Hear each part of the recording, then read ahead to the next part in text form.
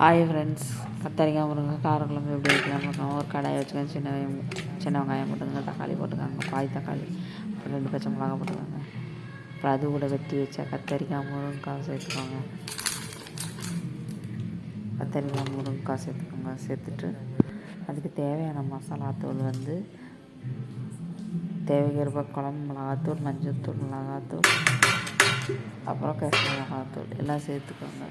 சேர்த்துட்டு அதுக்கு தேங்காய் மிக்ஸி ஜாரில் தேங்காய், சின்ன வெங்காயம், சோம்பு, சீரகம், பாதி தக்காளி அரைச்சதை போடுங்க. போட்டுட்டு தேவைக்கிறப்ப தண்ணி, புளியும் ஒரு தக்காளி போட்டுருக்கோமா, புளி பார்த்து உங்களுக்கு தகுந்தாலும் ஊற்றிக்கோங்க.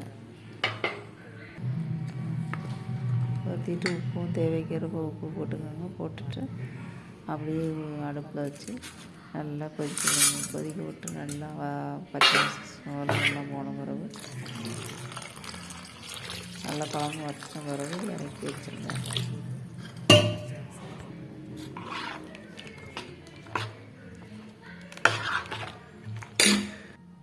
வச்சின பிறகு இறக்கிட்டு அதுக்கு ஒரு தாளிப்பு கொடுக்கலாம். ஒரு சட்டி கடாயை வச்சுக்கோங்க. அப்புறம் ஒரு கடாயை வச்சு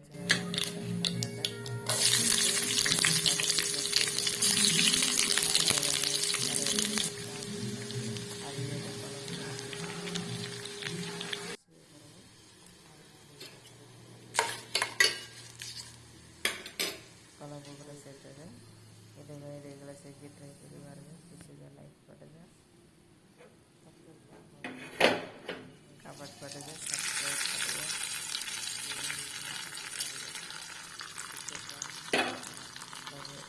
வீடியோவை சப்போர்ட் பண்ணுங்கள் ஃப்ரெண்ட்ஸ்.